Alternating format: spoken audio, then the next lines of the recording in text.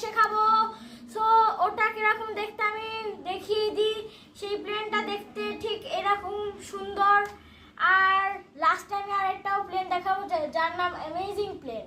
So প্রথমে দেখেন আমি এই প্লেনটাকে বানাবো কাগজ দিয়ে। সো আসেন, প্লেনটা বানাতে প্রথমে আপনারা এইভাবে ফোল্ড করে নেবেন কাগজটাকে, ঠিক এইভাবে।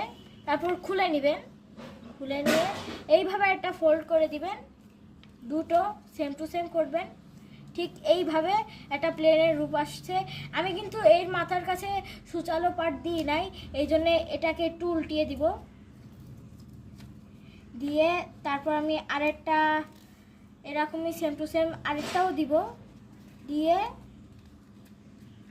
এটা অনেক ইজি, আপনারা এইভাবে করে নেবেন।